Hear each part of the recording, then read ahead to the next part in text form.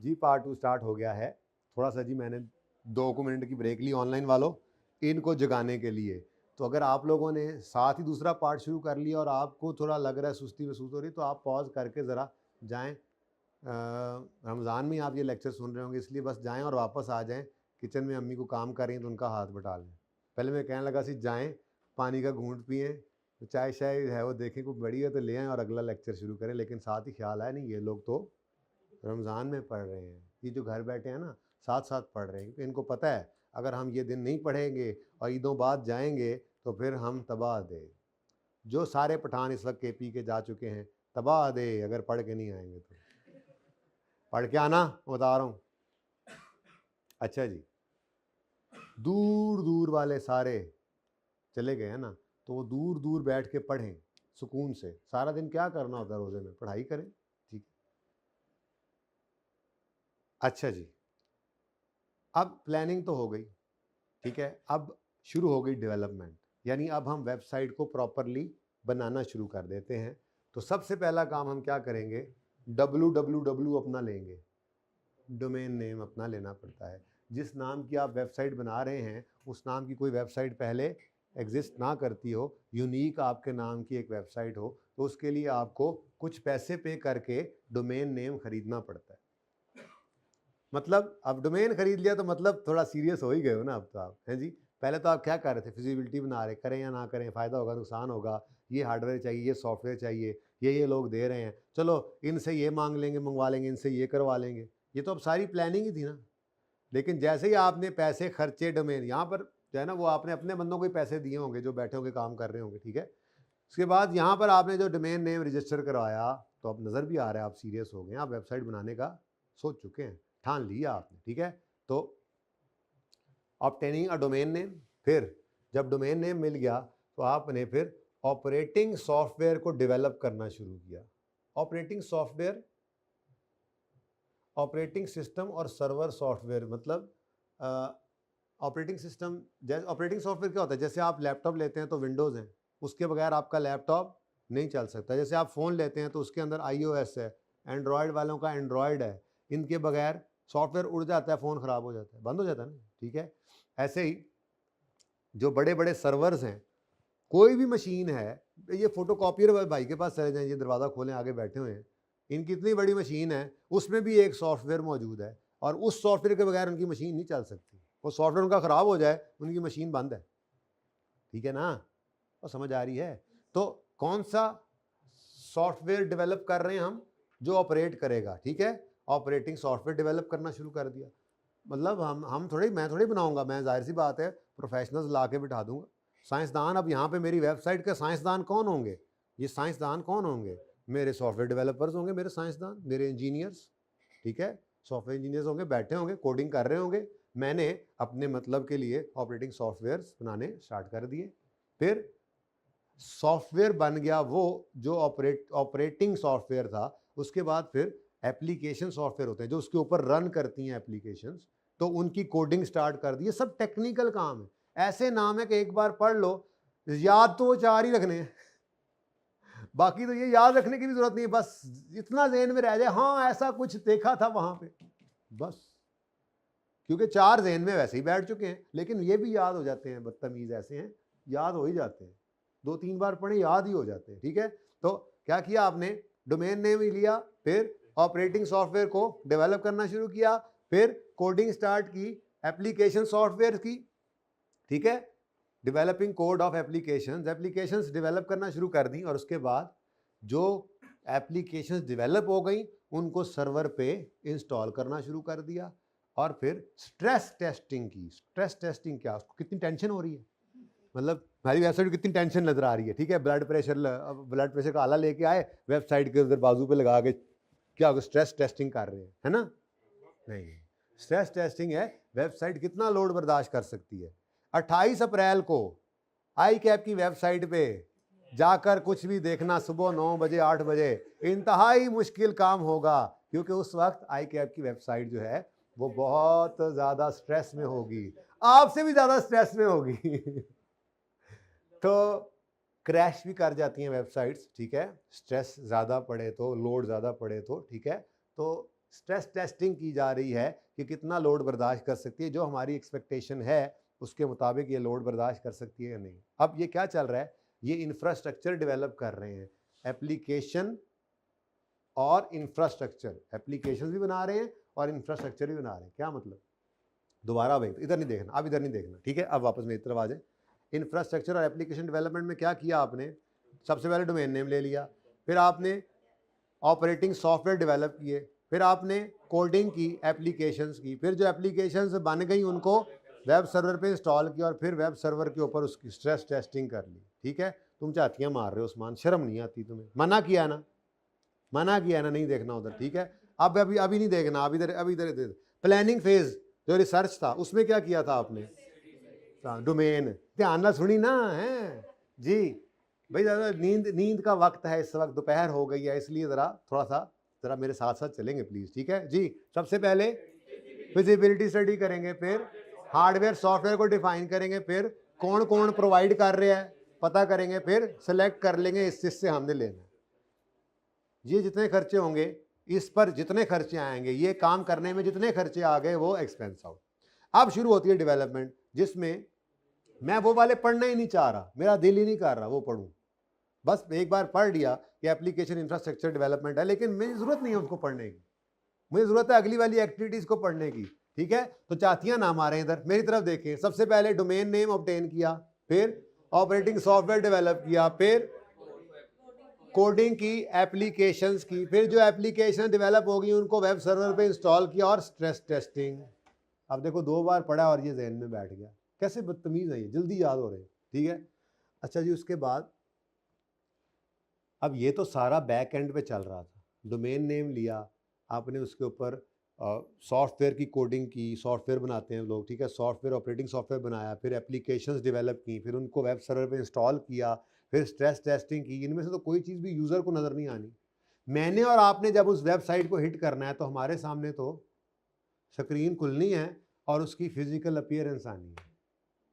तो ये जो फिजिकल अपीयरेंस है, ये भी IT वाले जो जिन्नात होते हैं वो ही बनाते हैं। ठीक है, वेबसाइट के ऊपर ये भी कुछ करते हैं ये लोग। क्या है, designing the appearance of pages. जिन्नात मतलब जो इंजीनियर्स हैं, पता नहीं कैसे बना लेते हैं, ऐसे मैं अक्सर सोचता हूँ। है जी, ठीक है, तो जो फ्रंट एंड बाई कह रहे हैं नज़र आता है वो भी डेवलप करना पड़ता है। तो ये भी क्या चल रहा है, ये डेवलपमेंट, वेबसाइट ही बन रही है। अब इस तरफ देखो तो क्या कहते हैं जी, ग्राफिकल डिज़ाइन डेवलपमेंट हो रही है। जब वेबसाइट ओपन करेंगे तो कैसी शक्ल नज़र आ रही है उसकी। ठीक है, ये क्या है, ग्राफिकल डिज़ाइन है। लेकिन छोड़ो ग्राफिकल डिज़ाइन को, बस हमें तो ये पता है कि वेबसाइट अभी भी बन रही है, डेवलपमेंट चल रही है, वेबसाइट की। ठीक है, फिजिकल अपीयरेंस हो गई जनाब, जैसे ही कोई यूज़र ओपन करेगा तो ऐसे ग्रीन कलर का पेज ओपन हो जाएगा, जिसके इस साइड के ऊपर डार्क ग्रीन शेड पड़ेगा, इधर से लाइट ग्रीन पड़ रहा होगा, वहाँ पे सूरज निकल रहा होगा, उसकी किरणें पड़ रही होंगी, यहाँ से चांद उभर रहा होगा और पानी बह रहा होगा और पहाड़ होंगे। ये फिजिकल अपीयरेंस तो आ गई। अब वेबसाइट खोल के बैठे हैं, वो पहाड़ तो देखने के लिए, सूरज चांद देखने के लिए भाई खोला था, और यार जिस काम के लिए हैं वो काम कहाँ आने का वो भी बताते हैं। आगे कंटेंट डेवलप होगा फिर। ठीक है, यानी कि उस वेबसाइट के ऊपर जिस चीज़ की वेबसाइट है उसकी इंफॉर्मेशन होगी। ठीक है, जैसे कि आप ने ये अभी पाक व्हील्स ओपन किया तो उसके ऊपर कंटेंट, ये कंटेंट ही तो है, इन्होंने कंटेंट डेवलप किया हुआ है। ये क्या करते हैं जी, ये भाई साहब ने तस्वीरें खींची। ठीक है, तस्वीरें खींच के, मुख्तलिफ तस्वीरें होंगी। ठीक है, इसके अंदर 2, 4, 5, 10, 15 तस्वीरें होंगी। उसके नीचे फिर इसने कंटेंट लिखा होगा। अगर आप इसको ओपन करें तो आप कंटेंट जिन्होंने डेवलप किया वो नज़र आ रहा है कि जी 32.5 लाख की ये गाड़ी है, ये तस्वीरें हैं, ये अब इसके ऊपर डेटा गिवन है। ठीक है, 2013 मॉडल है, 89,000 किलोमीटर चली है, पेट्रोल है, मैनुअल है। ठीक है जी, उसके बाद और भी अंग्रेजियाँ कभी कभी लिखी होती है, पता नहीं वो कहाँ गई। ये रजिस्टर्ड इन इस्लामाबाद, कलर, ये सब क्या है, कंटेंट डेवलप हुआ है। ठीक है जी, Islamabad registration, first owner, mint condition, brand new tyres, just like a 0 meter car, new tyres installed recently, 2 original keys, complete service details available, everything in genuine, authorise dealership maintained, mention parkwheels.com and calling seller to get a good deal. Content, website पे क्या हुआ, content develop हुआ। Physical appearance तो ये देखो physical appearance क्या है, इसका थीम क्या है, इसका कलर क्या होगा इनकी वेबसाइट के ऊपर, ये डिज़ाइन कैसा होगा पार्क व्हील्स का, ये सब क्या था, ये तो था, हाँ जी कंटिन्यू एज मैं, ये क्या था जी, ये क्या था, ग्राफिक डिज़ाइन हो रहा था, वो डेवलपमेंट हो रही थी। उसके बाद फिर कंटेंट डेवलपमेंट की होती है, वो भी क्या है, इसकी डेवलपमेंट का फेज चल रहा है। अच्छा अब ये थोड़ा सा डिफरेंट है, ये तो लोग इसके ऊपर फेंकते रहते हैं ना, असल में तो वो बताना कुछ इस तरह की चीज़ चाह रहे थे कि कोई कंपनी खुद ही ये सारा कुछ, एक कंपनी है ठीक है, उन्होंने खुद से, दराज वाले जो हैं उन्होंने खुद से प्रोडक्ट्स जो हैं वो उसके ऊपर लगाई हैं और उसको बिकवा रहे हैं। तो कंटेंट भी वही डेवलप करते हैं, तस्वीरें भी वही खींचते हैं, वो चीज़ें उसके ऊपर डाल के उसकी डिस्क्रिप्शन लिखी, उसकी रेटिंग वगैरह बहुत सारी चीज़ें हुई। तो ये सब क्या हो रहा है, कंटेंट डेवलपमेंट चल रही है, ठीक है ना। तो ये कंटेंट डेवलपमेंट में क्या आता है, creating,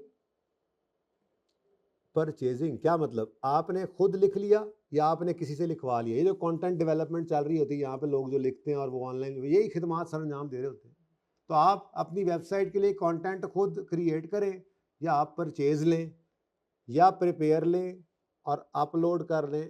creating, purchasing, preparing and uploading क्या, information on website before completion of websites, website develop होने से पहले पहले उसके ऊपर हमने अपनी इंफॉर्मेशन सारी डाल दी, प्रोडक्ट की फ़ोटो डाल दी है, उसकी डिस्क्रिप्शन डाल दी, प्राइस डाल दी, ज़रूरी चीज़ें डाल दी, ठीक है।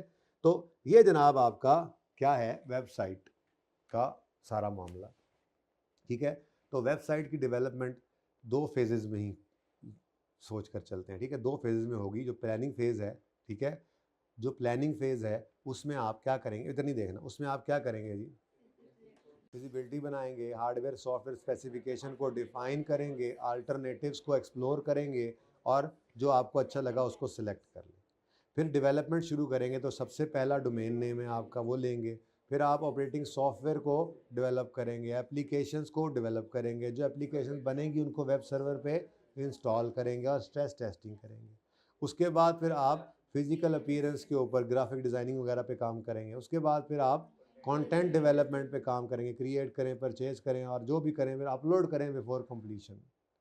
अब ये जो डेवलपमेंट फेज़ था जिसमें ये सारे काम हो रहे थे, ये सारे काम हो रहे थे जो इसके अंदर कहते हैं दीज विल बी कैपिटलाइज्ड, ठीक है, अगली बात अभी ना पढ़ें, ठीक है। और इसको क्या करेंगे जी, कैपिटलाइज करेंगे। और अगली बात जो बड़ी इंपॉर्टेंट है, ये बड़ा सख्त है इस मामले में, IS 38 एडवर्टीजमेंट को लेकर ना बड़ा ही सख्त है। अब वो कहता है कि जी देखें, वेबसाइट तो आपने बनाई हुई है फॉर सेल पर्पस, लेकिन उस वेबसाइट के ऊपर जो तस्वीरें हैं वो आपकी एडवर्टीजमेंट भी तो साथ साथ कर रही हैं। तो एडवर्टीजमेंट के लिए आपने तस्वीरें खिंचवाई थी, मैंने कहा नहीं हमने सेल के लिए खिंचवाई थी, चलें एडवर्टीजमेंट भी तो हो रही है ना। तो जो इस फ़ोटो खींचने वाले प्रोफेशनल फ़ोटोग्राफ़र को आपने पैसे दिए हैं ना, वो आप इसकी कॉस्ट में ऐड नहीं कर सकते, वो आपका एडवर्टीजमेंट एक्सपेंस ही। हम सर पकड़ के बैठ में, चलो ठीक है यार, क्या हो सकता है, क्या कहते हैं, expenditure incurred in development phase है। तो डेवलपमेंट फेज के अंदर नॉर्मली ये इधर होता है, इधर होता है, चलें इधर या इधर कहीं पे भी हो सकता है। Expenses incurred in development phase for advertisement purpose is expensed, for example professional fee paid to expert for taking digital picture of entities. हालांकि वो प्रोडक्ट वहां पे लगेंगी और बिकेंगी, लेकिन जो वो प्रोफेशनल फोटोग्राफर को पैसे पे किए हैं, SE 32 कहता है नहीं नहीं नहीं, उसको भी एक्सपेंस आउट करना है। हाँ बाकी सारी कॉस्ट तो आप कर ही रहे हो कैपिटलाइज, ठीक है। अपने प्रोग्रामर्स जो उस पर अपलोड कर रहे हैं उनको पैसे दे रहे हो, जो कंटेंट लिख रहे हैं उनको पैसे दे रहे हो, कोई बात नहीं, सही है, करो काम। लेकिन जो फोटोग्राफर ने फोटो खींचे जो तो आपने लगाए हैं इधर, तो वो फोटो वाले को पैसे दिए थे ना भाई, फोटो से तो आपकी मशहूरी भी हो रही है, इसलिए ये वाले पैसे तो आपको हम एक्सपेंस आउट ही कराएंगे, कैपिटलाइज ही करने देंगे। तो वो ये जनरल रूल क्या है, expenditure incurred in development phase, लेकिन उसकी वजह से क्या हो रही है, फॉर एडवर्टीजमेंट, तो उसको क्या करना है, एक्सपेंस आउट, ठीक हो गया। अच्छा अब ये कैपिटलाइज तो होंगे, लेकिन अगर रिकॉर्डिंग क्राइटेरिया ऐसे IS 38 का नहीं मीट होगा तो फिर क्या करेंगे, और ये तो जनरल रूल है ना कि अगर रिकॉर्डिंग क्राइटेरिया मीट ना हो तो एक्सपेंस आउट कर देंगे, ठीक है। यहाँ तक कोई मसला। अब यहाँ तक आकर आपकी वेबसाइट क्या हो जाती है, कंप्लीट, ठीक है। कंप्लीट होने के बाद अब इसने रन करना है, ओके। तो इसकी कुछ रनिंग यानी कि चल जाए, जब वेबसाइट चल गई उसके चल जाने के बाद भी तो कुछ खर्चे होते हैं। जैसे मिसाल मेंटेनेंस, बिल्कुल मेंटेनेंस कह सकते हैं, जैसे पीपीई की मेंटेनेंस होती है ऐसी वेबसाइट की भी मेंटेनेंस होती है। आप वेबसाइट किसी कंपनी की ऐसी ओपन करें, जाग रहे हैं ना सारे, सारों की तवज्जो इधर होनी चाहिए, मोबाइलों से तवज्जो हट जाए सबकी, सब मेरी तरफ देखेंगे, सब से मुराद सब है, बैग नहीं अब हम देंगे तुम्हें, कहाँ पड़ा है बैग, बैग भाई कौन सा आपका, ये ले लो, जाग रहे हैं ना सारे, हाथ खड़ा करें जो जो सो रहा है, हाथ खड़ा करें जो जो जाग रहा है, जगा दें अपने साथ वालों को जिन्होंने हाथ भी खड़ा नहीं किया। अच्छा जी, अब हमारी वेबसाइट लॉन्च हो गई, कोई ऐसी ऑर्गेनाइजेशन आप ढूंढे ना जिसकी वेबसाइट 5 साल पुरानी थी और मुड़ के उन्होंने उसको देखा नहीं, तो उनकी वेबसाइट का कोई हाल ही नहीं होना, ठीक है, आउटडेटेड चीज़ें, पुरानी चीज़ें। इसका मतलब आपकी वेबसाइट जब एक बार चल पड़ती है तो फिर उसको मेंटेन करना पड़ता है, अपडेट करना पड़ता है रेगुलरली, ठीक है।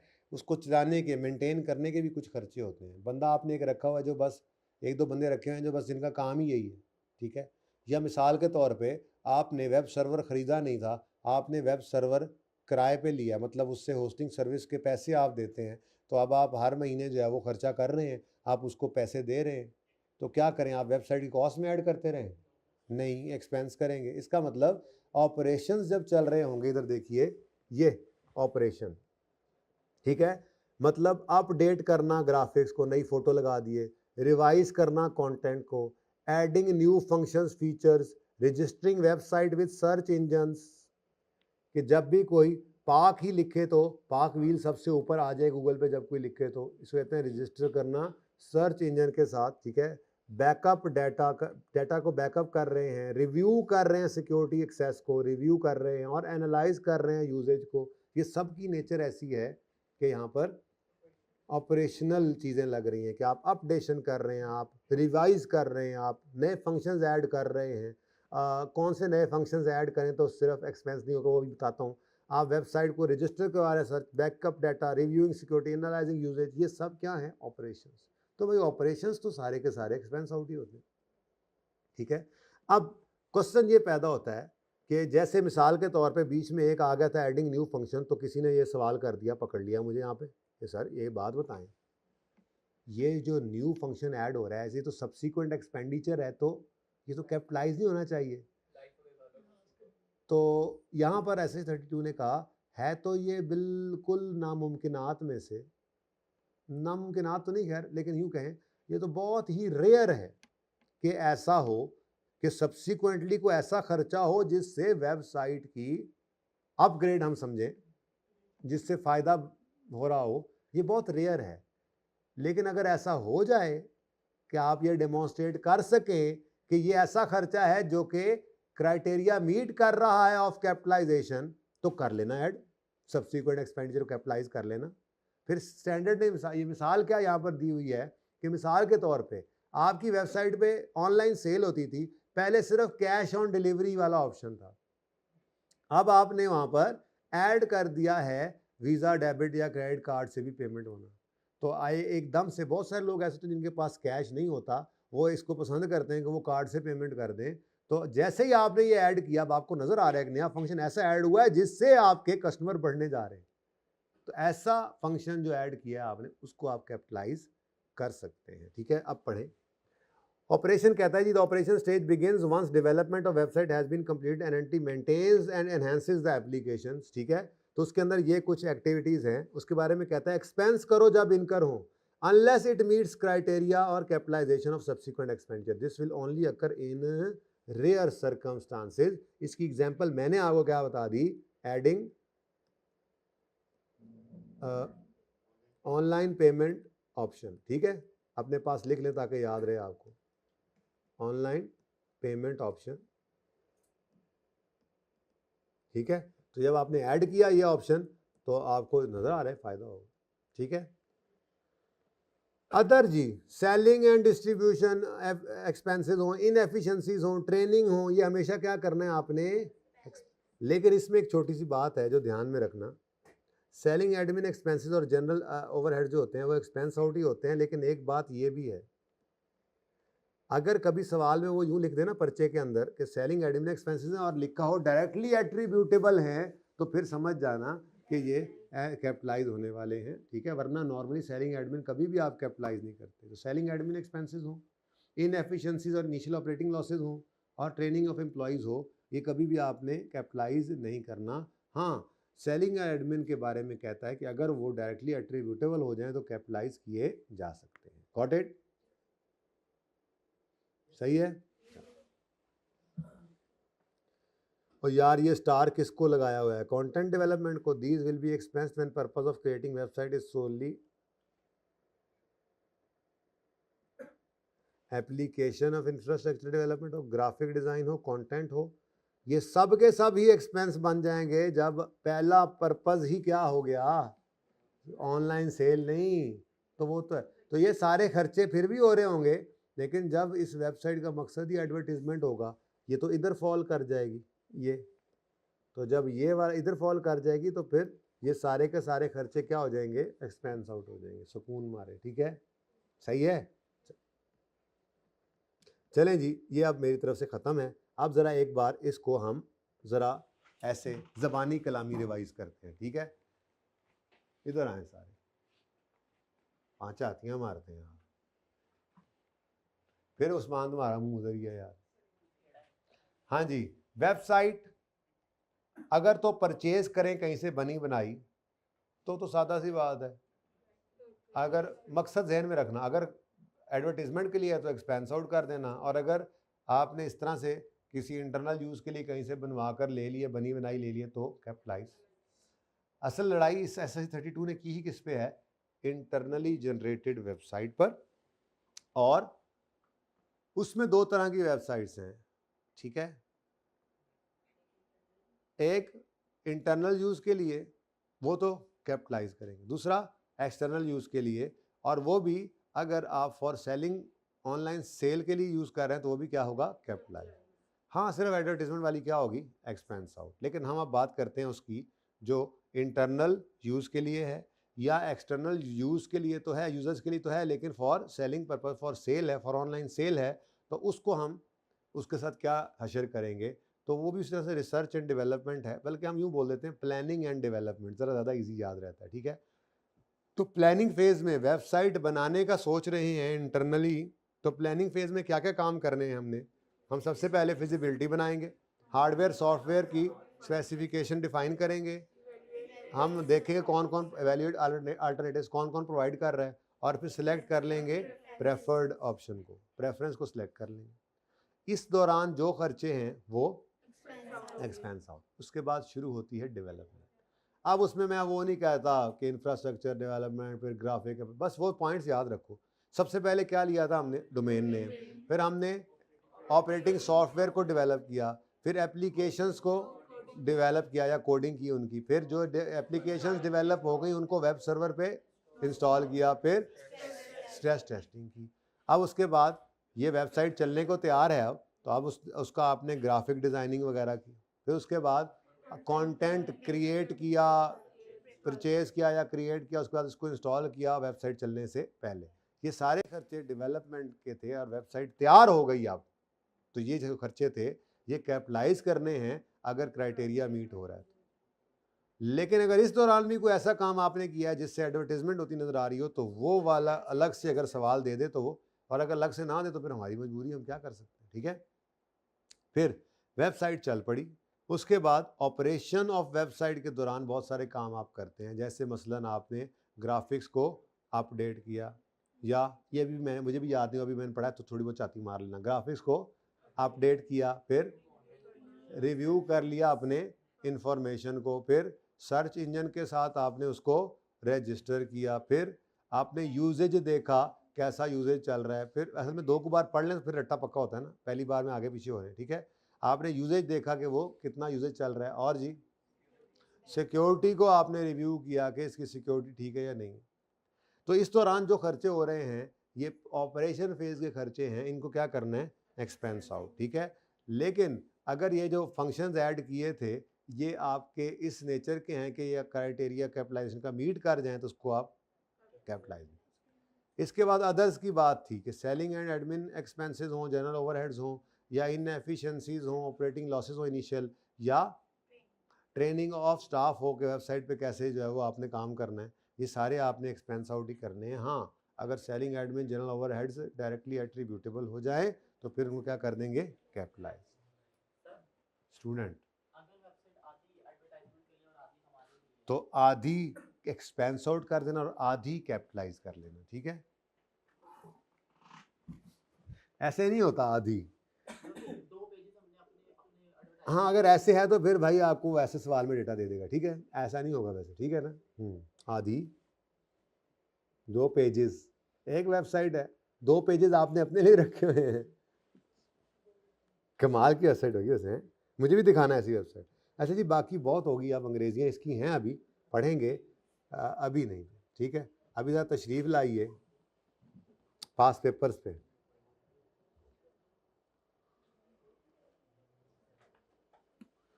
पेज 264 पे आए ना, ज़रा मैं आपको ज़रा ज़ियारत कराऊं किस तरह के सवाल होते हैं जो मैं पीट रहा था ये पढ़ाने के लिए। नोट बनाना है जी आपने 264 सफ़े पे, इंटेंजिबल का नोट बनाना है 31 दिसंबर 18 के साल का। अब ज़रा आके देखो, ZL, a broadcasting company, uses revaluation model for subsequent measurement of its intangible assets wherever possible. Following information pertains to ZL's intangibles. On January 18, ZL bought an incomplete R&D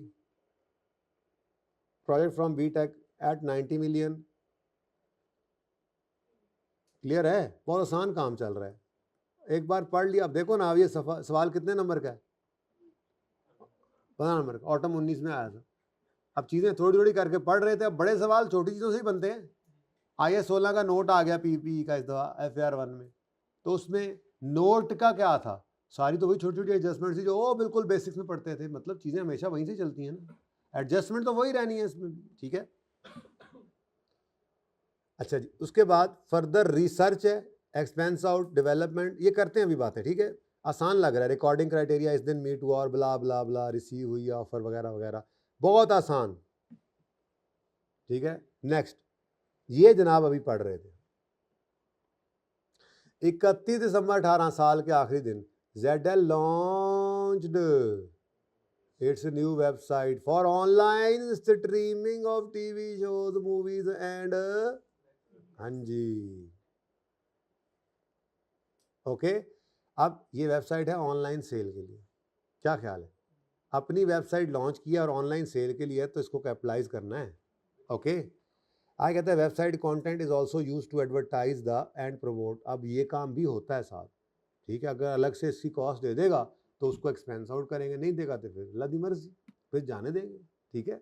जैसे example मैंने आपको दी थी कि वो कह देता है कि ये आपने जो फोटोग्राफर को पैसे दिए हैं ना, इससे तस्वीरें खिंच गई हैं, तस्वीरें खिंची हैं तो एडवर्टीजमेंट हो रही है, एडवर्टीजमेंट हो रही है तो ये एक्सपेंस, तो सिर्फ उसके पैसे अलग कर लिए, बाकी फिर जो काम कर रहे हैं वो तो कैपिटलाइज ही हो रहे हैं। खैर, the website was developed internally, बड़ी मेहरबानी, and met the criteria for recording as an intangible. इसका मतलब बस जब आपको डेवलपमेंट फेज नजर आए आप कैपिटलाइज कर सकते हैं उसको। डायरेक्टली एट्रीब्यूटेबल कॉस्ट, ओए होए होए होए, लफ्ज ही बड़ा जालिम लिख दिया उसने। ये नीचे वाली कॉस्ट कौन सी है जी, चलो अब इसमें, हाँ जी, undertaking feasibility study, expense, evaluating alternative, यार कितना आसान है ना उस्ताद जी, हैं जी, कितना आसान था, कहीं नहीं भूलता। लेकिन देखो जिसने ये ना पढ़ा होता, अब चॉइस वाले ही तो मारे जाते हैं, आसान चीज़ है जी, छोड़ दें जी, बस ठीक है जी, क्या करना है पता ही नहीं होता। ऐसे एंड पे जाके बच्चों के मैसेज आते हैं, SSC 32 भी कोई चीज़ है, ऐसे ही अननोन बच्चे होते हैं, SSC 32 भी सुनने में आता है, उनको पता ही नहीं कि SSC 32 कोई चीज़ है। और सवाल देख लो आप वेबसाइट कॉस्ट के, ठीक है। तो एक्विजिशन ऑफ वेब सर्वर्स ना, ये तो PPE है, ये तो आपकी वेबसाइट कॉस्ट नहीं है। हाँ, ये 16 मिलियन आपका PPE बनेगा अगर आपने अपना वेब सर्वर खरीद लिया, अपनी यूजफुल लाइफ के हिसाब से डेप्रिशिएट होगा। ये IS 16 में चला गया, IS SSC 32, IS 38 इससे निकल गया, ठीक है जी, बोलो समझ आई। और acquisition cost of operating systems, अब मुझे बताओ वेब सर्वर है और ऑपरेटिंग सिस्टम भी किसका है? ऑपरेटिंग सिस्टम किसे कहते हैं? ऑपरेटिंग सॉफ्टवेयर, जैसे विंडो हो, यानी कि वेब सर्वर इसके बगैर चल ही, आई एम सॉरी, इसको ऐसे करना था, ये भी आपको बताया हुआ मैंने, ठीक है, कि लैपटॉप अगर आपका 2 लाख का है और 30,000 की उसमें विंडो की कॉस्ट है और 20,000 उसमें ऑफिस की कॉस्ट है, तो आपको पे तो 2.5 लाख करना पड़ा, लेकिन आपका लैपटॉप 2,30,000 पे रिकॉर्ड होगा पीपीई में, विंडोज़ की कॉस्ट समेत, और 20,000 जो ऑफिस की सॉफ्टवेयर का वो इंटेंजिबल में, ऐसे बताया हुआ था ना। खैर ये पीपीई है तो ये भी पीपीई ही है, क्योंकि हमने जो जिसके बिना हमारा वेब सर्वर चल ही नहीं सकता, हमने, अब इसकी असल में ना डिस्कशन तो होती तो मैं ये सवाल में डिस्कस कर देता, लेकिन मज़े की बात यह है कि उसने हमसे क्या कहा है? प्रिपेयर आ नोट। अगर नोट, और नोट भी किसका? ऑन इंटेंजिबल तो सुकून से आकर इसको ऐसे, वैसे तो ये भी काट दो क्योंकि डिस्कशन होती तो मैं एक्सपेंस आउट करता। उसने ये भी नहीं कहा कि रीजंस ऑफ इग्नोरिंग वाले बताओ। कितना आसान सवाल होगा कि मैं नोट करवाने लगूँ सवाल नोट का और आखिरी 15 मिनट में, आसान होगा तो करवाने लगूँ। खुद देखे ना कोई डिस्कशन करनी है, ना पीएनएल बना रहे हैं, एक्सपेंस भी इग्नोर, पीपीई भी इग्नोर, क्योंकि इंटेंजिबल का आपने नोट बनाना है, उसमें सिर्फ इंटेंजिबल ने आना है। वैसे डिस्कशन तो पता होनी चाहिए ना, ये एक्सपेंस में जाना है, ठीक है। अच्छा, अब registration of domain names, capitalise, stress testing, designing appearance, cost of development, cost of new content, capitalise तो होना था। ऑनलाइन स्ट्रीमिंग वाला जो डेवलप किया वो तो ठीक है, लेकिन देखो उसने अलग से कर दिया ना एडवर्टीजमेंट, तो ये क्या है? अब इसकी डिस्कशन भी करने की हमें कोई ज़रूरत नहीं है, उसने कहा कोई। और अगर मैक्सिमम आपने करना ही है तो एंड में जाके 2 पॉइंट्स लिख देना तसल्ली के लिए। एक पॉइंट में लिखना वेब सर्वर की एक्विजिशन और उसके सॉफ्टवेयर की, ये पीपीई में जाना है, और दूसरा आपने पॉइंट लिखना है कि फिजिबिलिटी और इवेल्युएशन ऑफ अल्टरनेटिव प्रोडक्ट्स और एडवर्टीजमेंट, और अगली भी एडवर्टीजमेंट, ये जो है हमने नहीं आप इग्नोर की है, बस ये लिख देना, ठीक है। अगला पढ़ो। ये तो आपने कंटेंट डेवलप किया था ना अपनी वेबसाइट के लिए, तो उसमें कुछ तस्वीरें लग गई तो वो खिंचवाई थी जिससे उसको पैसे देने पड़े, तो ये कॉस्ट आ गई। लेकिन जब वेबसाइट बन गई तो वेबसाइट की भी एडवर्टीजमेंट किया आपने, करते हैं ना वेबसाइट की एडवर्टीजमेंट कि इस वेबसाइट पे आए आप, ये एप्लीकेशन आ गई, ये सहूलत है, ये सब कुछ। बात समझ आ रही है? जाग रहे हैं? नहीं तो जाग जाए, प्लीज़ जाग जाए। ओपन करें रजिस्टर और हेडिंग दें नोट ऑन इंटेंजिबल। ओपन करें रजिस्टर, लिखें, सबसे पहले लिखें जिंक लिमिटेड ZL। चलें अब 1 मिनट रुक जाएं, बस जाके सब रजिस्टर ओपन कर लें, सवाल पढ़ लें, फिर एक ही बार जाते हैं। अब इधर देखें ज़रा सारे, बस ठीक है जाके ले जी। अब इसमें तो सिर्फ और सिर्फ ये देखो जी, ये कितना है? 8, 10, 21, ये 21 रुपये का इंटेंजिबल है और इसको अमोर्टाइज करना है हमने, अगर यूजफुल लाइफ हुई तो, ठीक है। लेकिन यूजफुल लाइफ हुई भी तो नहीं करेंगे, यूजफुल लाइफ ऐसे है ही नहीं, अगर होती भी तो ना करते, क्योंकि ऑन 31 दिसंबर 18 ये लॉन्च हुई है, इस साल में ना करते, अगले साल में करते। साल के आखिरी दिन लॉन्च किया ना, तो अमोर्टाइजेशन कर दें, तो हम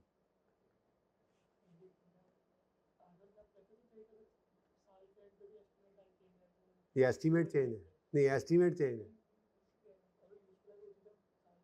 नहीं एस्टीमेट चेंज तो नहीं, एस्टीमेट चेंज तो और चीज़ होती। तो पहली बार एसिड इस साल में इस्तेमाल कितना हुआ है, तो बस जब इस्तेमाल नहीं हो तो डेप्सिट क्यों करना या अमोर्टाइज क्यों करना, ठीक है। अच्छा जी, ये भी हो जाएगा अभी। उसके बाद आखिरी पॉइंट है ड्यूरिंग 18, ऐसे इधर थोड़ा सा हल्का सा चवल सा पॉइंट है, टाइम बच गया तो समझा के करूँगा, वरना बस कर दूंगा, ठीक है। तो एक 2018 के अंदर ये है चेंज इन एस्टीमेट आपका भाईजन। लाइसेंसिंग अथॉरिटी ने इंटीमेट किया है कि आपका एक लाइसेंस जो है वो अब ज़्यादा मज़ीद अब रीन्यू हम नहीं करेंगे, ठीक है। तो उसकी पहले क्या थी? इनडेफिनेट लाइफ थी, अब वो क्या हो गई? डेफिनेट हो गई, ठीक है। ओके, तो जब पॉइंट आएगा तो तब देखेंगे, फिलहाल तो मुझे नजर आ रहा है 3 चीजें। एक ये प्रोजेक्ट है, ऐसे ही है, दूसरा वेबसाइट है, तीसरा लाइसेंस है।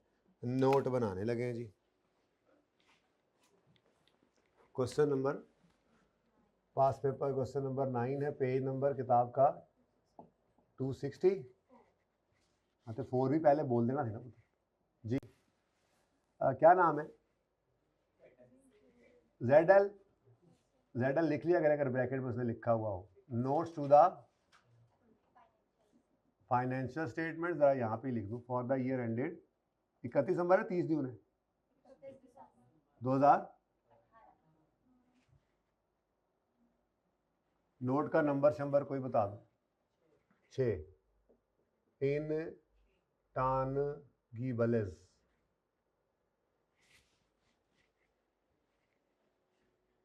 ठीक है, अब 3 इंटांगिबल्स हमें नजर आए हैं, जिसमें सबसे पहला था प्रोडक्ट, है ना, प्रोडक्ट, प्रोजेक्ट कह लो, कुछ भी कह लो, R&D कह लो, फिर वेबसाइट है, फिर लाइसेंस है। सवाल में जरा रिक्वायरमेंट एक दफा पढ़ लो, टोटल से माफी दे रहा है, क्या कहता है, और कंपैरेटिव तो पूरी बात पढ़ो ना, पूरी बात पढ़ो ना, मुझे तसल्ली दो ना सही तरह से। नहीं लिखा हुआ? अच्छा, कंपैरेटिव जब तक लिखे ना हमने कभी नहीं बनाने, अनलेस के IS 8 का टॉपिक आ गया हो, उसका सवाल हो, छोड़ो उसको, बस सादा बात। कंपैरेटिव जब तक कह ना दे नहीं बनाएंगे, ठीक है। लेकिन टोटल लाजमी जुज है नोट का, मना कर रहा है तो रुक रहे हैं, अगर मना ना किया होता तो हम टोटल का कॉलम बनाते, ठीक है। चलें जी। अच्छा जी, अब मुझे बताएं, ये जो प्रोडक्ट यकम जनवरी 18 को जो प्रोजेक्ट इन्होंने ख़रीदा है, ये यकम जनवरी 18 पे ओपनिंग में कितना आ रहा हो? ओहो सॉरी, जल्दी से फॉर्मेट तो बनाएं। ग्रॉस कैरिंग अमाउंट पूरा लिखना है आपने, ओपनिंग बैलेंस, एडिशन, लेकिन ये IS 38 है, ये क्या कहता है, एडिशन को तोड़ लो। एक्विजिशन या परचेज, क्या लिखा था, एक्विजिशन लिखा था, एक्विजिशन या परचेज दोनों लिखे थे बच्चे, या फिर इंटरनली जनरेटेड।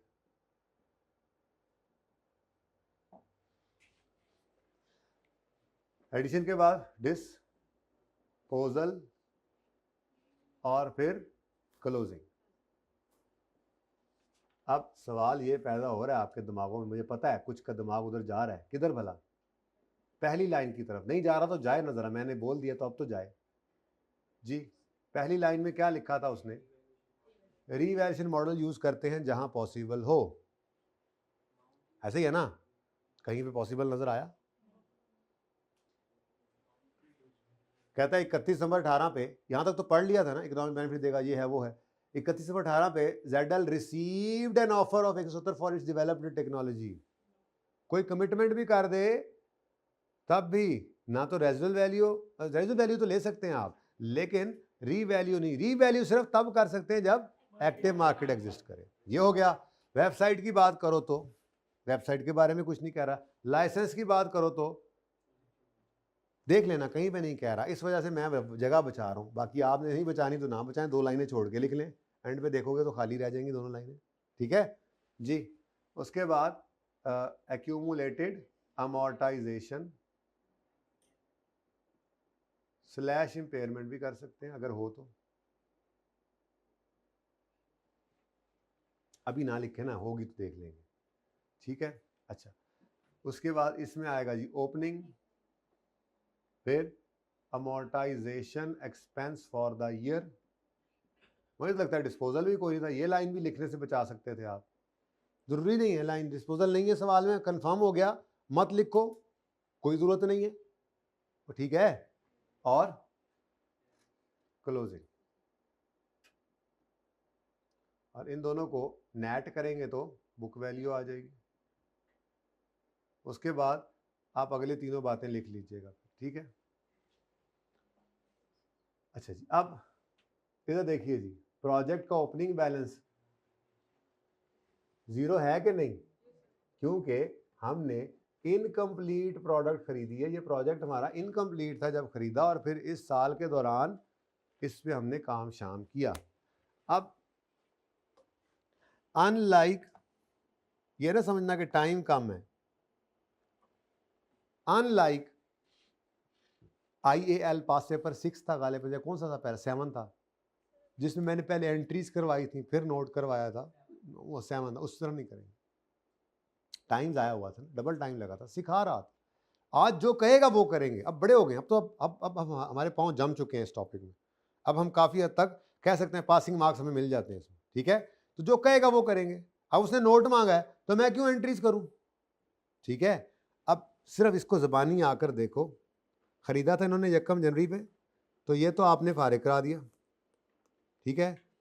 फर्दर रिसर्च भी क्या हो गई, एक्सपेंस है ना, फारिग, ठीक है। बच गया 48, इस 48 को अब देखना है, ठीक है। तो आगे पढ़ते हैं, और सिर्फ जो हिस्सा कैपिटलाइज वाला होगा वो उठाएंगे, अपने नोट में लिखेंगे, और सिर्फ वही वर्किंग आपने पर्चे में शो करनी है, बाकी हमें क्या, ठीक है। और सही है। तो कहता है recording criteria for capitalisation of development was met on 1 March. तो जनवरी और फरवरी 2 महीने ये आपकी जो खर्चा है वो नहीं आपका कैपिटलाइज होना, ठीक है जी। अगली बात, all cost incurred evenly from 1 January till project completion, that is, बड़ी मेहरबानी उसने खुद बोल दिया, ठीक है। 31 अगस्त 18 पर ये प्रोजेक्ट कंप्लीट हुआ है, तो फिर ये 48 के खर्चे कितने महीनों के हैं, कहता है इवनली इसमें ये सारे खर्चे इनकर हुए हैं। तो मैंने कहा अच्छा, इसका 2/8 जो है फिर वो एक्सपेंस बनता है, और 6/8 जो है वो कैपिटलाइज होता है। तो बताओ जी कितना आता है, 12 एक्सपेंस आ गया। तो इसको पुर कराओ, क्योंकि ये क्या है, एक्सपेंस, ठीक है जी, ओके। बाकी ये लेना है। अब ये सारी कहानी बस इधर ही रह जाए, वहाँ पे तो सिर्फ ये लिखा 48 में 6/8 36 उठाकर लिखेंगे अपने नोट में, अल्लाह अल्लाह तो खैर सल्ला, ठीक है। अच्छा, आगे वो कहता है it is expected that newly developed technology will provide economic benefits for next 10 years. एक ऑफर रिसीव हुई है, दफा कराओ ऑफर को, हमने क्या करना, ठीक है। तो चलो बस इतनी सी बात है।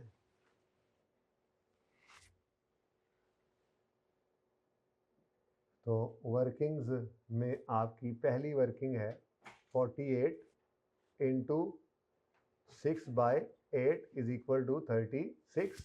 यहाँ पे आके आपने कहा एक्विजिशन है या इंटरनली जनरेटेड है। अब यहाँ पे आके आपको फायदा मिलना है इस 90 का, भाई 90 को तो कैपिटलाइज करना है ना, 90 तो पूरे का पूरा क्या होना है, और इसमें ये 36 क्या होना है, ऐड। भाई हमने अलग अलग नहीं करना ना, रिसर्च डेवलपमेंट अलग अलग नहीं है, कल क्या पढ़ाया था, सारे का सारा ही क्या है हमारे लिए, इंटेंजिबल। तो असल में इस प्रोजेक्ट में 90 मिलियन का इंटेंजिबल हमने बाय किया था। असल में देखो ना, ये फॉर्मेट कितनी साइंस थी IS 38 की इसके पीछे भी, कि यहाँ पर हम क्या करते, हम इकट्ठा लिख देते, तो सारा इंटरनली जनरेटेड भी नहीं था, सारा परचेज भी नहीं था, तो उसने यहीं पर ही तोड़कर हमें 2 कॉलम्स 2 रोज बनवा दी थी, ताकि इस तरह किसी मामले के अंदर हमें मसला ना पेश आए, ठीक है। तो 90 आपने परचेज किया है, और 36 आपने इंटरनली जनरेट करके इंटेंजिबल बनाया है। तो यहाँ पे आपने लिखा जो निकाला है अभी तक, 36 इंटरनली जनरेटेड वर्किंग 1 से आपने निकाला है जी, ओके। और बाकी 90 गिवन था। ये डिस्पोजल कोई है जी, नहीं, डिस्पोजल कोई नहीं। तो फिर क्लोजिंग में क्या आ गया, ये 126 पूरा, समझ आती है। अब जब ये इंटेंजिबल इस साल के स्टार्ट में नहीं था तो इसकी अमोर्टाइजेशन भी नहीं थी, बट अब तो अमोर्टाइजेशन निकल सकती है। तो 126 को डिवाइड करेंगे 10 से, जरा देखें किस दिन ये कंप्लीट हो गया, प्रोजेक्ट किस दिन कंप्लीट हो गया। ये 31 अगस्त को, तो 31 अगस्त से 31 दिसंबर तक कितने महीने बने? 31 अगस्त है ना, तो सितंबर, अक्टूबर, नवंबर, दिसंबर, 4/12 जी। तो 4.2 आ गया इधर, ठीक है जी। ये जनाब नंबर 2 हो गया। डिस्पोजल तो कोई था नहीं, क्लोजिंग और बुक वैल्यू आ गई 121.8, ठीक है जी। चलो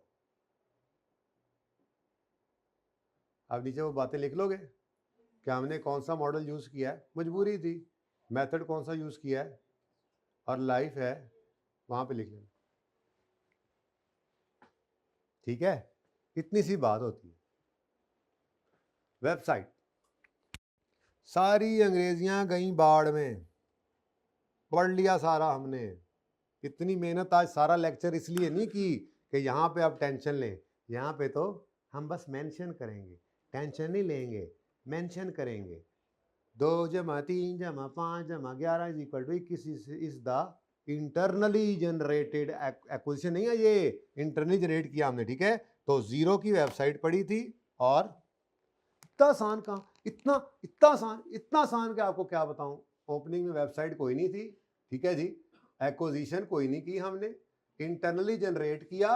और भाई एग्जामिनर को तो बताओ कैसे निकला 21, तो बताओ जी तरतीब से, 2 + 3 + 5 = बराबर है, लो जी 21 ऐ पे आ जाए 21, वर्किंग नंबर 3। गुस्से वाला ही मार्कर आ गया, नंबरिंग में जरा छोटे वाला चाहिए। सौती हालात को खामोश रखें। नंबर 3, ठीक है जी। अच्छा इधर देखो, कोई डिस्पोजल नहीं है, 21। भाई 5 मिनट तक चलते हैं, ठीक है, बैठ जाओ। जा कहाँ रहे हो, जाने दो तुम्हें। अच्छा चलो जहाँ जा रहे हो 5 मिनट में आ जाओ।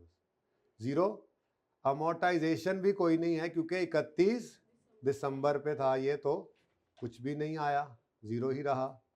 और 21 ही इसकी क्या आ गई, तो मॉडल तो कॉस्ट है और इसका मुझे पता नहीं है कौन सा मेथड लगना है, क्या लाइफ होगी, बताया ही नहीं उसने सवाल में, ठीक है। ओके मोबाइल देख लो तुम, हम कर लेंगे सवाल, खैर।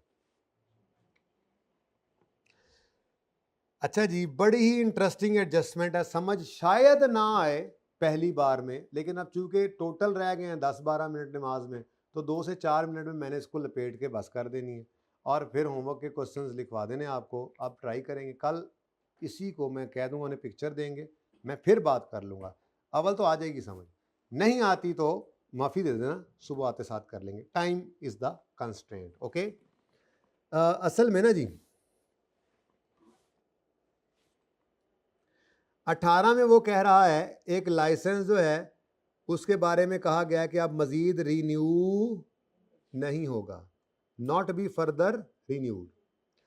ये ऑब्टेन किया गया था इनडेफिनेट पीरियड के लिए, 1 जनवरी पिछली हुकूमत में बस दे दिया गया था ये लाइसेंस, लेकिन ये नहीं कहा गया था कि कब तक आपको ये दिया गया है या रिन्यूअल कब कराना है, ठीक है।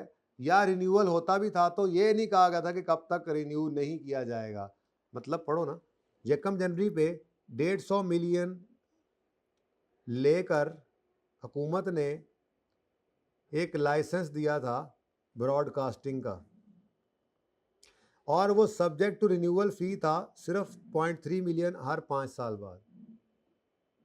अब इधर 150 और इधर 0.3 तो मिनिमल है, इसलिए रिन्यूअल को ऐड कर लेंगे, रिन्यूअल पीरियड को। अब ओरिजिनली 5 साल है और वो कह रहा है कि रिन्यूअल फी 0.3 मिलियन देकर ये सब्जेक्ट टू रिन्यूअल है एवरी 5 years, मतलब अलातूल चले जा रहा है, 5 साल बाद, फिर 5 साल बाद, फिर 5 साल बाद, कहीं नहीं लिखा होगा कब जाकर बंद होना है, तो फिर कब बंद करेंगे जी। 1.3 ने आके इसको मिनिमल कह के ऐड करवा दिया 5, और फिर कितने 5, 2 कर लें, 3 कर लें, समझ नहीं आ रही, नहीं अभी समझ नहीं आ रही, जब आया था इसलिए इनडेफिनेट लाइफ, इसीलिए इनडेफिनेट लाइफ थी।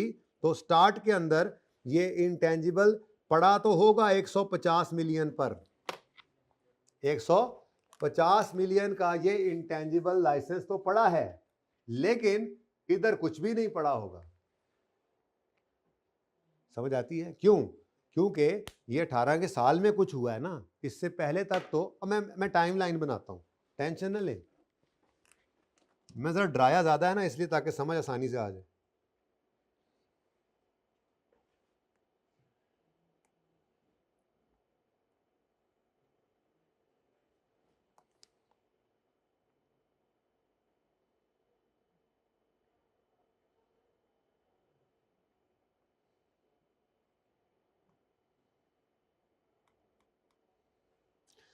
ओरिजिनली कहानी कुछ ऐसे थी कि हमें कहा गया था कि जी आप आज तो देना हमें 150 मिलियन, यकम जनवरी 12 पे, ये पुरानी बात है, हम 12 में नहीं, ठीक है। उसके बाद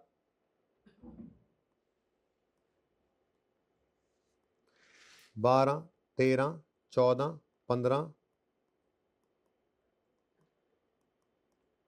ये चलाएं, फिर उसके बाद यकम जनवरी 17 आएगा, 0.3 मिलियन पे करिएगा, फिर 17, 18, 19, 20, फिर यकम जनवरी 22 आएगा, ऐसा ही है, फिर 0.3 दे देना। अभी पहला वादा ये है, तो उसके बाद जब आप ये कर लोगे तो 22, 23, 24, 25, 26, और ये सिलसिला कब रुकेगा अभी हम कुछ नहीं कह सकते। असल में कहानी ये थी, इस दिन खड़े होकर, बात समझ आती है, जब ये लाइसेंस लिया गया 150 का लाइसेंस आ गया, ठीक है, 12, 13, 14, 15, 16 गुजर गया, हमारे से पहले ही गुजर गया, 17 आया होगा तो 0.3 पे करके रिन्यू भी हुआ होगा। क्या ख्याल है, इस 0.3 की एंट्री कल सिखाई है, क्या हुई होगी, एक्सपेंस डेबिट, कैश क्रेडिट, और वो लाइसेंस चलता जा रहा है अपने हिसाब से।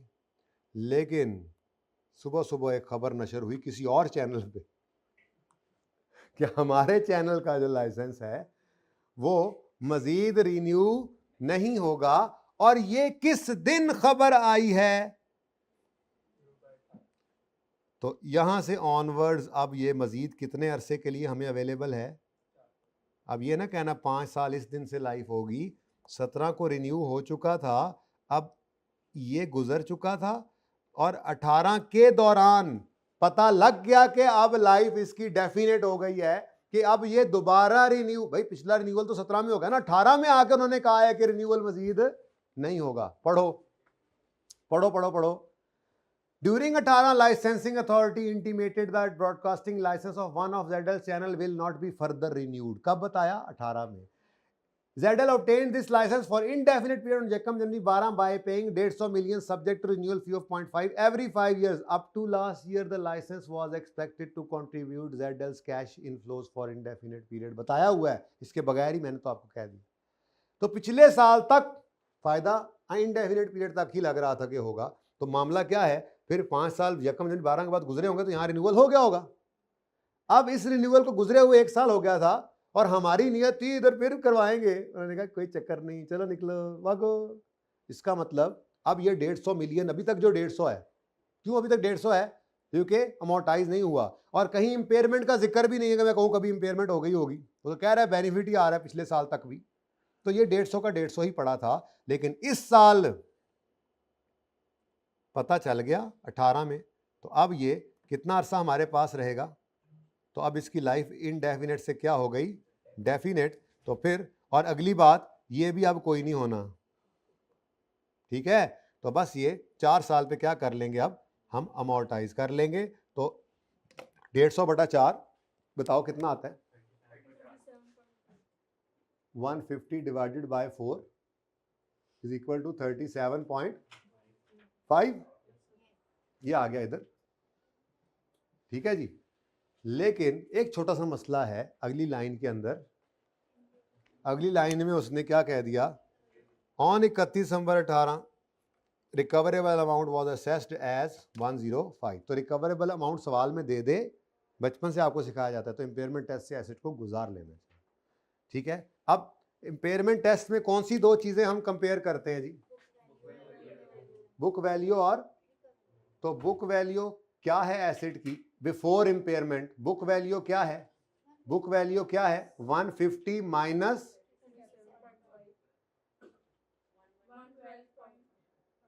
और रिकवरेबल अमाउंट कितनी अब बता रहा है जो गिवन है, oh my God, book value ज्यादा है, एसेट औकात से बाहर है, कितना इंपेयरमेंट लॉस भी आ गया। मुश्किलें इतनी पड़ी हम पर के आसान हो गई। 7.5 का इंपेयरमेंट लॉस है, इसकी एंट्री होगी impairment loss debit, accumulated impairment loss credit. अब इंट्रो में आपने पढ़ा हुआ है ये पीपीई का नोट बनाते हुए कि कॉस्ट, डेप्रीसिएशन और इंपेयरमेंट 3 सेक्शन भी बना के रख सकते हो। कॉस्ट के बाद डेप्शन के वाले ही सेक्शन में स्लैश डाके इंपेयरमेंट भी लिख सकते हो। वह मसला ये है कि मेरे पास जगह नहीं है तो मैंने डिस्पोजल को मिटा दिया, ठीक है। डिस्पोजल नहीं था ना सवाल में, तो बस ठीक है, ये नहीं है। मतलब बेसिकली क्या है, आप नीचे जगह या तो नीचे कर लें, मैंने देखा ही था में एंड में जाके आप देखा इंपेयरमेंट, ठीक है। एनीवेज आप तो दो दफा सवाल करके पढ़ के करते होते हैं ना, ठीक है। तो आपने यहीं पर ही स्लैश डाल के क्या लिखना है, वैसे आप लोगों ने बताया भी था मुझे, लेकिन चलो, अक्यूमुलेटेड अमोर्टाइजेशन या अक्यूमुलेटेड इंपेयरमेंट लॉस अगर ये आ जाए तो जस्ट लाइक जैसे उसकी डेप्रीसिएशन जैसी एंट्री है वैसे ही डेप्रीसिएशन की जगह की तरह से उसकी भी जगह, और इसकी एंट्री कर दो 7.5 से impairment loss debit, accumulated impairment loss credit जी 150, कोई एडिशन नहीं, कोई किसी भी तरह का। और ये क्या हो गया, और बुक वैल्यू क्या आ गई, तो 105 ही तो उन्होंने कहा है कि रिकवरेबल, इसी पे तो उठाकर लाना था, तो एंट्री करने से ये हो गया। तो स्ट्रेट लाइन, और अब 4 इयर्स यूज किया है, ओहो, कॉस्ट मॉडल है, स्ट्रेट लाइन मेथड है और 4 इयर्स, ठीक है जी।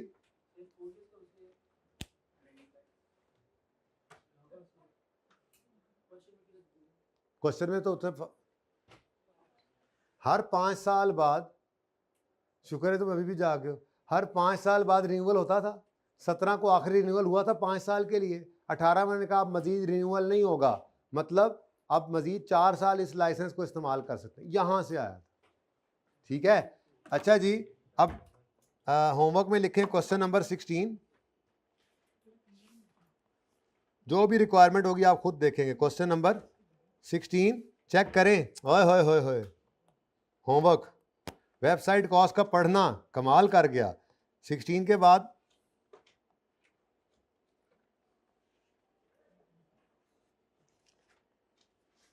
सेवनटीन करवा दिया, नहीं हो गया था 18, और बस 2 काफ़ी है, ठीक है। वैसे तो 19 भी देना था, पर रमज़ान पैकेज के तौर पे 19 होमवर्क में नहीं दे रहा। अगर करना चाहें तो 16, 18, 9 दें। अल्लाह हाफिज़।